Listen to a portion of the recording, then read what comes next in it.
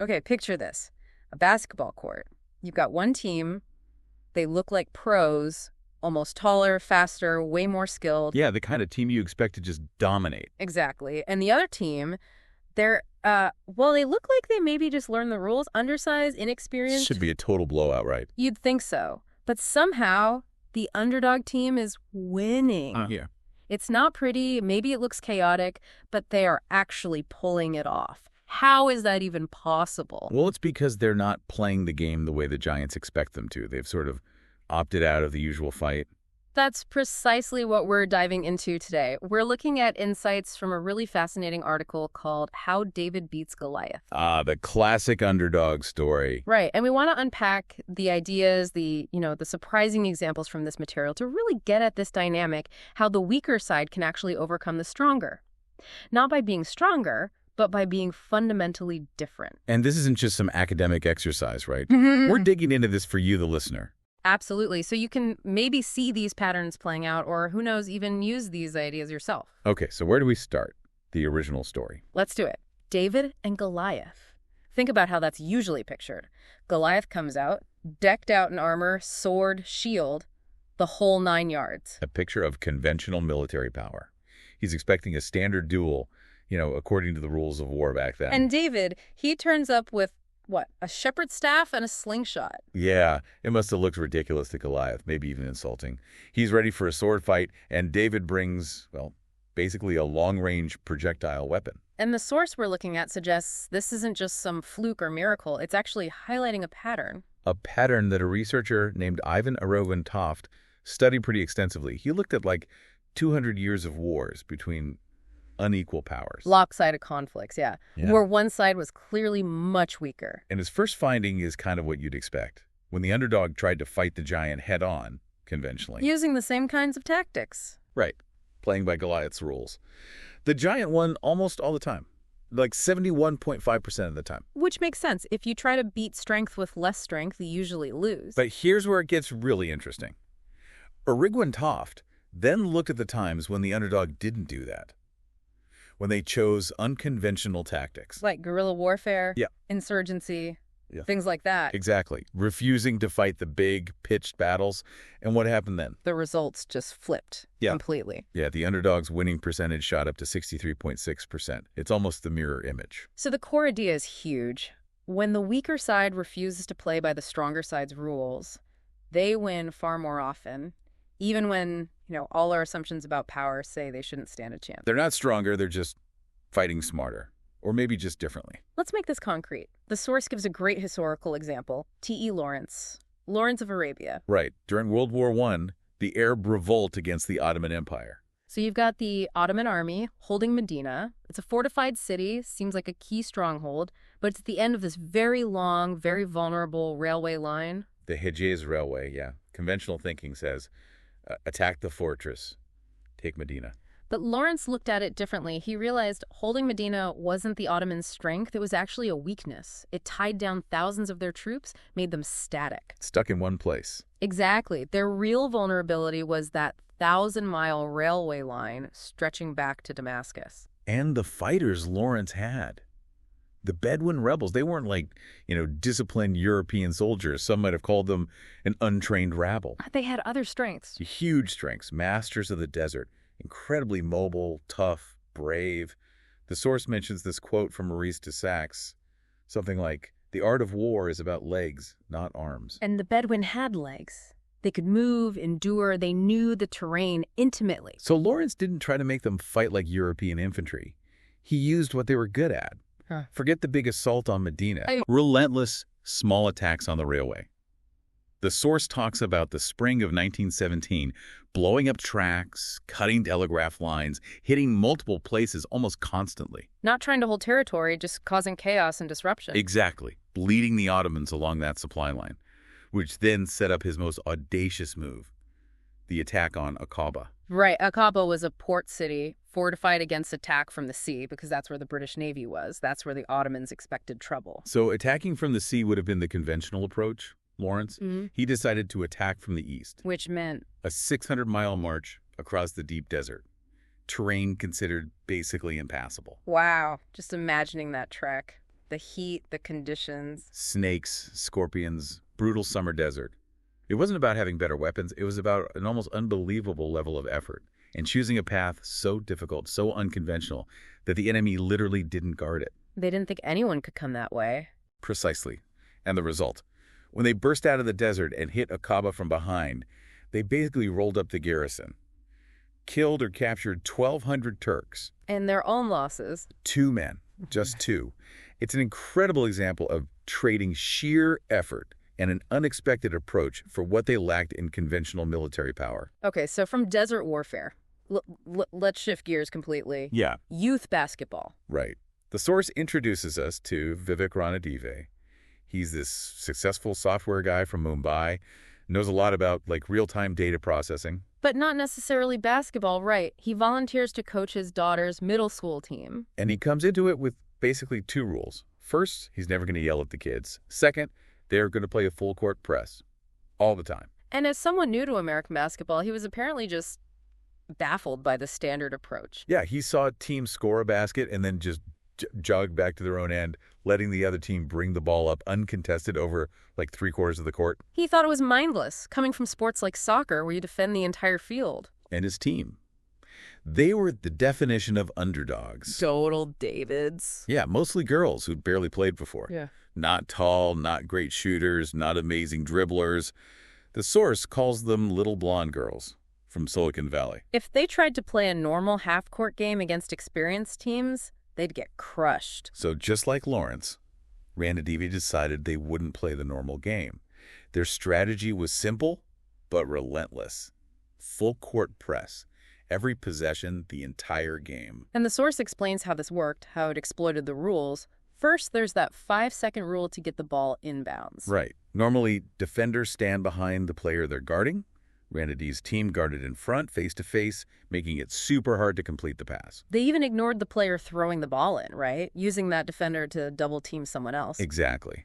And often, the other team just couldn't get the ball in play within 5 seconds. Turnover, Redwood City ball, right under the basket. Okay, but what if they did manage to get the ball in? Then the second deadline kicks in. Yeah. You've only got 10 seconds to get the ball past half court. So Redwood City didn't back off. No way. They immediately swarmed the player with the ball, trapped them. Ranadive's daughter, Anjali, was apparently key here. This caused panic.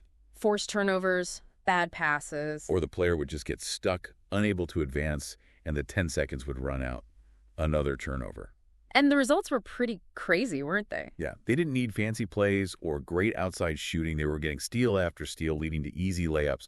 They'd jump out to these huge leads right away, 4-0, 6-0, sometimes 20-0 or 25-0, before the other team even knew what hit them. So the press wasn't just about offense. It actually masked their weaknesses. Totally. Their lack of height, their less developed shooting and dribbling skills.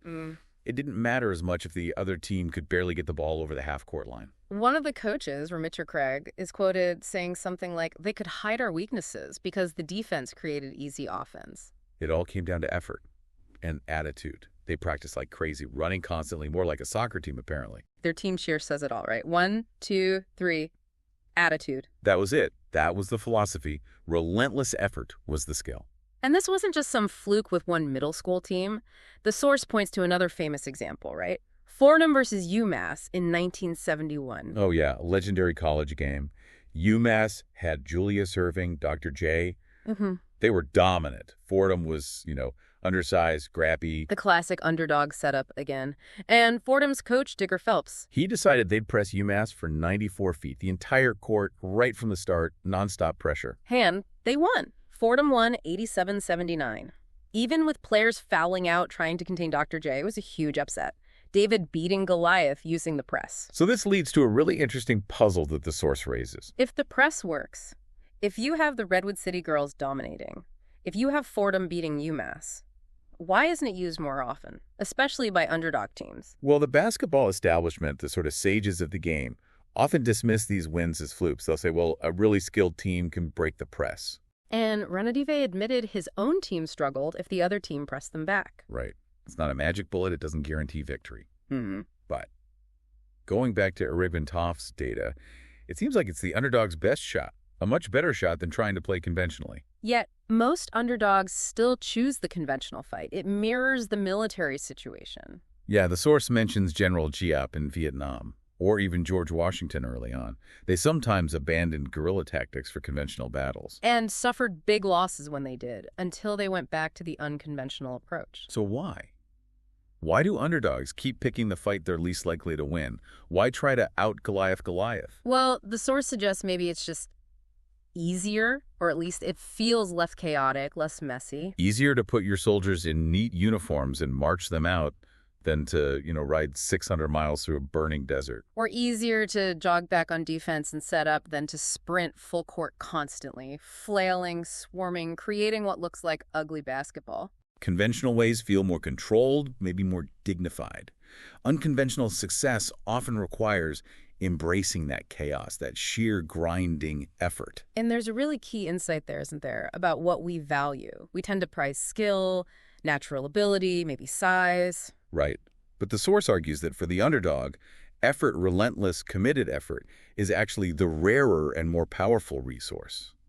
That attitude, those legs, can literally overpower conventional arms or skills. Okay, so that relentless effort is one piece. The source brings up another major advantage Davids often have. Which is? They're often outsiders. They're not just using unconventional tactics. They're willing to challenge the unspoken rules, the conventions that the Goliaths have set up, sometimes in ways that insiders find really unsettling. Socially horrifying, I think the source calls it. Yeah. And the example here is fascinating. Doug Lanott's AI program, Eurisco. The war game tournament. Yeah. Right. So you had all these experienced players, military folks, historians, deeply knowledgeable about naval strategy and history. Insiders.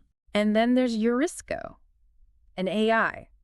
It knows the rules of the game, literally, but nothing else. No history, no intuition, no sense of how naval battles should be fought. A complete outsider. And its strategies were bizarre, by conventional standards anyway. Yeah. Fleets with basically no defense, just all-out firepower, designed to charge in and trade hits. Or that really weird one, deliberately sinking its own damaged ships. Because the rules said a smaller fleet was more agile. It made logical sense according to the rulebook, but it was completely alien to how humans thought about naval warfare. And that's precisely why it worked, right? It didn't have that human baggage, those assumptions about realistic strategies that the experts carried.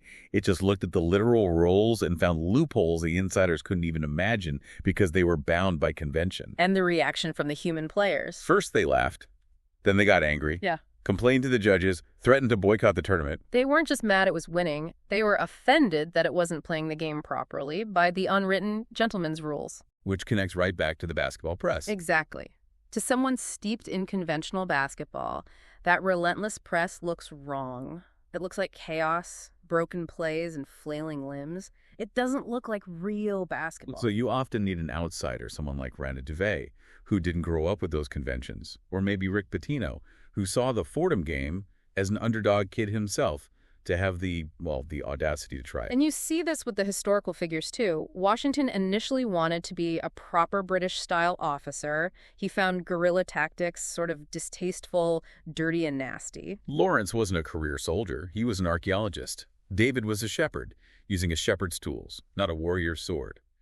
Outsiders don't feel bound by the insider's rulebook. But playing like an outsider, defying those conventions, it comes with a price, doesn't it? Oh, definitely. Disapproval, contempt, even, from the establishment. The Redwood City girls certainly face that. Other coaches yelling, getting furious, saying it wasn't fair to press 12-year-olds like that. Wanting to fight Rana DeVay and his coaches. And that story about the referee at Nationals.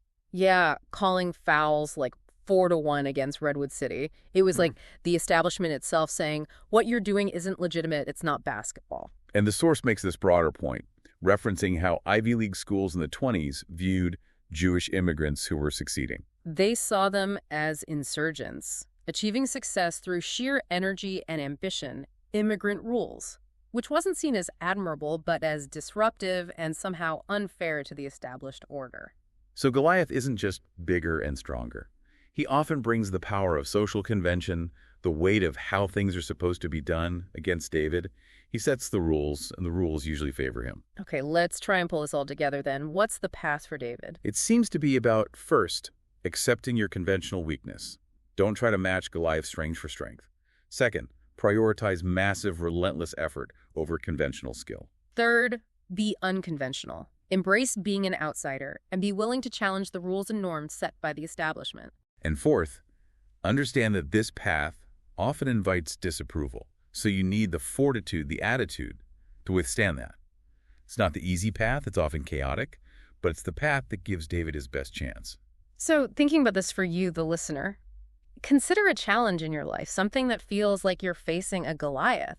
Are you automatically trying to fight that battle on Goliath's terms? Using the weapons and rules that Goliath prefers. Yeah. Or is there another way? Could you find an unconventional angle? Could you substitute sheer, focused effort where others are relying on innate talent or resources? Could embracing your outsider perspective, questioning the standard way of doing things, actually be your biggest advantage? Because ultimately, winning against the odds often isn't about playing the Giants game better. It's about having the courage and creativity to play a completely different game. So, maybe the final thought is this. Look at the rules, written and unwritten, in whatever field you're in. Your work, your hobbies, your personal challenges. Who set those rules? Were they set by the Goliaths of that space? And what might happen if you decided to prioritize effort, embrace an unconventional approach, and just maybe write your own rules?